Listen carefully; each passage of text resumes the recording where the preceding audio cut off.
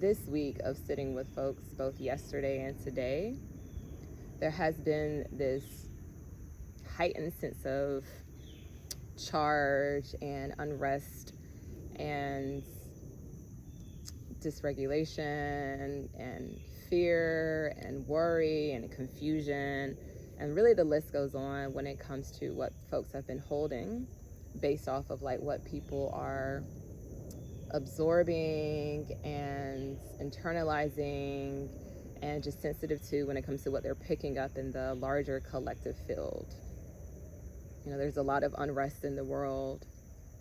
And I've seen online, different conversations that are being held in exchanges around, this notion of peace and liberation and how we are unable to achieve and attain a sense of peace if we don't have the liberation first. And what I have learned is it's really important to not allow yourself to be dependent on someone else, no matter what the circumstances may be. And I know, this is really complex in many ways, but not allowing someone else to determine and to dictate your sense of peace. I find that your ability to cultivate and to nurture peace within yourself is the act of liberation. And so today and yesterday, what has really been present is this poem that has been very helpful to me in my life and something I bring into my work. And it's called The Peace of Wild Things. And so I wanted to offer this to you today as something to really think about. Is, again, there's so much happening around us, and oftentimes there is so much pain in the world, and our brains are primed to pay attention and to orient, defensively, looking for like what's threatening, and how would our lives change if we allowed ourselves to orient to the peace that's also here? And so I wanted to invite you into a practice of orienting to peace, inspired by the poem written by Wendell Berry, The Peace of Wild Things. I have found that one of the ways to really support how this practice lands is to find yourself in a natural environment. As you can see, I really enjoy being in the forest. And so as you find yourself in whatever environment you may choose, allow yourself to really sense into the presence, the life, the expression of the life around you of those wild things.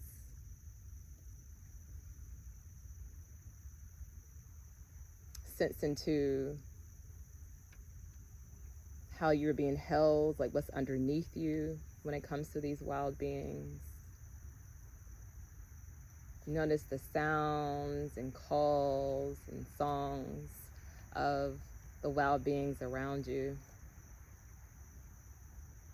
Notice how your skin meets the wildness of the air, maybe of the sun, and whatever else may be there. Noticing what you can smell. Maybe if there's anything that you can even taste. And noticing what it's like to feel into the peace of those wild things.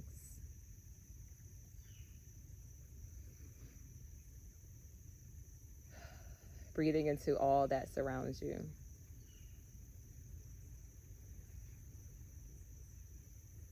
And so I would like to also share with you this beautiful poem of Wendell Berry that talks about the peace of wild things.